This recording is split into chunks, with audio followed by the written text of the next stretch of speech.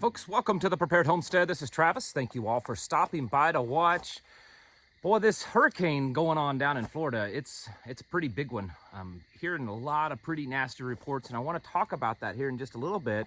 And really more of a focus, not just so much the hurricane, because we're all hearing that in the news, but we want to talk about kind of getting back to the basics of preparedness. I have a little bit of a story involving the current hurricane that's going through Florida right now, and a little story that I hope encourages you to kind of get back to the basics. I mean, after all, this is a preparedness channel. And so what we want to do is to make you prepared for everything that comes at you in life. It doesn't mean you're going to be completely prepared, but the more and more you work on your mental and your physical and your spiritual preparedness, when things happen in your life, whether you've lost a job, you've broken a leg, a hurricane hits, there's an ice storm, the Chinese invade, there's all kinds of things. Stock market crashes, electric grid goes down. The more and more you're prepared in general, the better you are set to make it through these troubled times. And most definitely, we are living in some troubled times, folks. It's just almost on a daily basis that we hear about stuff. I did want to point out, I saw something, I wasn't able to really confirm it yet, because it's one of those new breaking news things. But there are reports coming out of Crimea that a gas pipeline there has exploded and is burning on fire. And this is an above ground or not below water type of gas pipeline. Of course, the immediate assumption is, oh, the Russians have done this. It's very possible, but as I talked about yesterday, it doesn't really make a whole lot of sense since it's their pipelines and it's coming from Russia. All they have to do is just shut it off. And if they did, I guarantee you the world wouldn't look at them any better if they did that. So we'll just have to wait and see and how this all continues to transpire. But it's definitely going to be a rough winter for a lot of the people in Europe. I was reading this morning that the best case scenario estimates is that these Nord Stream pipelines could be back up and running by maybe December. And I think that's personally pushing it. Because think about it, there's been all that salt water and corrosion that's gotten into the pipes. How much of the pipes are going to have to be replaced and all that kind of stuff. And I'm not an expert in any way, shape, or form in that, but it's something to think about. So let's move on to the whole hurricane stuff.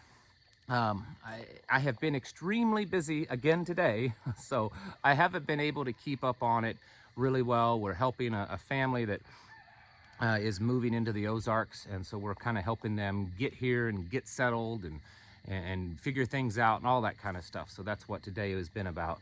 But the hurricane also, what I'm doing, I've been busy, texting on the phone because we're trying to coordinate, kind of in a way, some rescue attempts, I guess you could say, going on down there with the hurricane.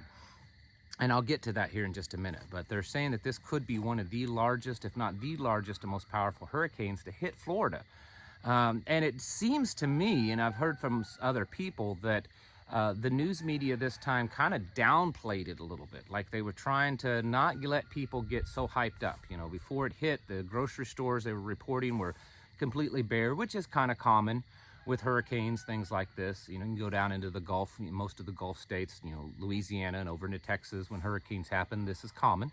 But with all the stuff that's going on right now, I think more people would be a little bit more in tune to how bad things could possibly get. And so it's very likely that they have kind of downplayed the severity of what's going on. And I'm telling you, the reports that I'm getting, and I've gotten firsthand on the ground at the eye of the storm as it's hitting the coast, reports of what's going on.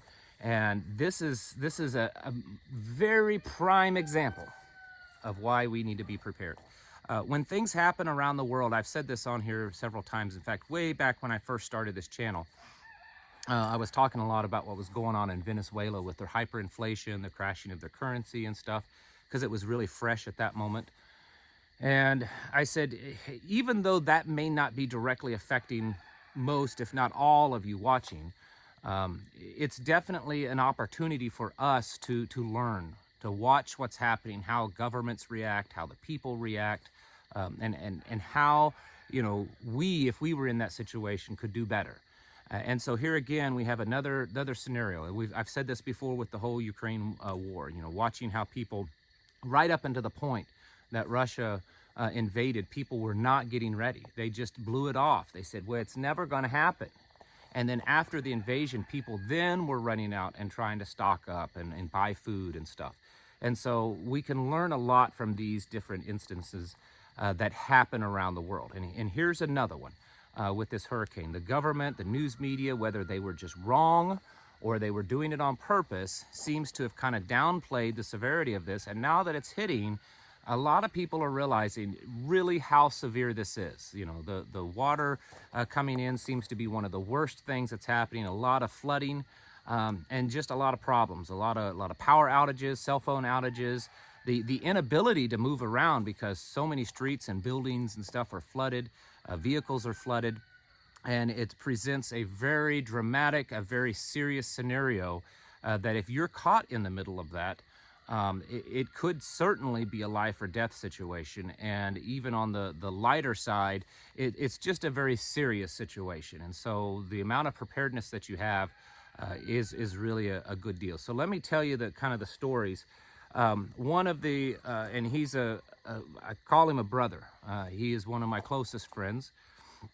And, you know, he's one of those ones that I let my inner circle. He's eaten in my home, that kind of people. He calls me up or texts me and says that, and he's older than myself and my wife, that he and his wife were so distraught and scared and upset because their daughter was down in that area. In fact, she was on an island just off the coast of Fort Myers, which is where it seems to be hitting the worst. And of course, she was thankfully able to evacuate off of that island and onto the coast, but she was in Fort Myers and was stranded there. And just about the same time that I am communicating with him over that matter, along with trying to help these family kind of get settled today, my wife starts getting text messages from another close family. These are also people that, they have permission to come on our property. We've eaten in their home. They've been to our home. We've helped each other out. Very close friends. And their son, who we also know very well, just happened to be down there. He works at a job that he does a lot of traveling around. He just happened to be in Fort Myers as this is happening. And he's reporting to us that the hotel he was staying in was just the whole bottom floor was completely underwater. Their vehicles were underwater. They've not had any power. But here's the silver lining that partly I want to get to. He was prepared because he's really got the whole preparedness down. I admire him at his young age, and he's not a kid. He's just younger than me. When you get to my age, when you're younger, you're a kid. He's 30, I think 32. Thankfully, he had his bug out bag or his get home bag or his, whatever you want to call it, his go bag with him. Even though his truck was, a lot of water around his truck, he was smart enough to take that out ahead of time. And that's what he was kind of, functioning on. He had battery backups in his bag to keep his phone going, those little solar powered, battery packs. So he was able to keep his phone going and, the certain other items in that. Well, it turns out that where he was at was just a few miles away from where this other family's older daughter was at. And she wasn't as prepared, and she was literally stranded. And so we've been coordinating for him to try and hook up with her, to help her out because he's definitely more prepared. And so the point to all of this story is that we have someone, number one, the big point is that we have a community that are blessed enough that we can help each other out in this way. Here's two families, completely separated families that have no connection whatsoever other than they're part of our community, and they have children that just happen to be in the same place at the same time that this hurricane is hitting. And we're able to connect with them, and they're able to come together and help each other out. And one of them was very much prepared. This is very critical when thinking about our preparedness, and especially that this young gentleman has had some gear that he carries with him all the time, not just the stuff that he carries on his person, but apparently the story is that This bag is something that when he works and he travels around, he carries that with him. That's part of his luggage. It goes in his hotel room, you know, wherever he goes, so that if there was an emergency, he's got certain things. I don't know what's all in it. I don't know what kind of brand the bag is, and none of that matters. The fact is that he's thought ahead and he's prepared, and here we are in a situation that is very much life and death. This is very much a very serious, critical situation that having this kind of stuff on hand is extremely beneficial. He said that everyone around him, their cell phones were dying because they've been out of power for a while. They were starting to die, and he was able to keep his running and I think charge a few other phones and other items that he has in his bag. And I'm not always the one to advocate bug out bags, but I do advocate having a bag with survival equipment in it, because, and the reason why I don't advocate bug out bags is because bugging out should be the last case scenario for most everyone, and we won't go into that in this video. The point is that as much as we've become very focused on the matters that are happening day to day in this world, political, natural things, the earth's shaking and rumbling and moving around, and you know, the economies seem to be in just a tailspin. The morality, the very foundational principles of what makes us human being are being questioned on a daily basis. We also need to remember that there's this basic thing that we should just be as prepared as we can. This was very common back in the old days. You know, our grandfathers and great-grandfathers, they didn't have bug-out bags, but they often carried in their pickup or wherever they were, you know, a little kit that had the tools and certain things that they needed to survive. They also had the ingenuity and the wisdom to know how to do little things to survive. You know, most back in the old days, every boy went to Boy Scouts and learned how to start fires and set broken legs and build a tent out of just what you found in the wild. Nowadays, well, you know, they can't even turn a radio on or make an actual phone call on a phone because they don't know how to do that. These are some very basic things that we should never forget. Always revisit your basic survival skills, your basic preparations, you know, that you have. You know, yes, it's good to focus on, hey, I just got this new 36K solar system, and hey, I'm, you know, building a ram pump to pump water out of this creek behind here, and I'm doing this and I'm doing that. But what about your basic survival skills, your basic prepping tools that you need, just in case, you know, we had a tornado here. You know, we don't have hurricanes here, but we do have tornadoes in Missouri. What if a tornado came in? What do we have on hand that I can grab quickly and use if need be, if we had to leave because of a tornado, or if we had to go render aid to someone, if I had to mount some kind of rescue because a tornado blew down my neighbor's house and we had to go there and try to, you know, search through the rubble and help find them, because that's what you do out here in the country. I know in the big cities you let the authorities do that. Not really, but that's what we would do. So do I have something that I'm not having to scurry around in the home, wasting time trying to find a first aid kit, trying to find some bottled water, trying to find flashlights that work because the batteries aren't dead, you know, all these things, you know, rain gear, other types of gear that you might need. You know, is that kind of stuff readily available? And it's a good idea to do that. Again, you don't have to have some cool Army tactical, you know, assault pack or whatever. You can go to Walmart and buy a kid's backpack if that's all you can afford, or pick one up at a yard sale, or just use a duffel bag. It doesn't really matter, okay?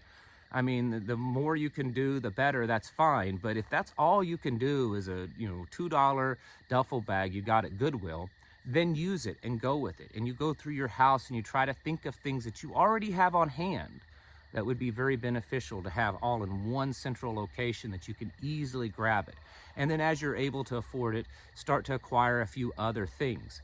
Don't worry that, man, I can't afford that really cool $250, $300 first aid kit that everyone talks about.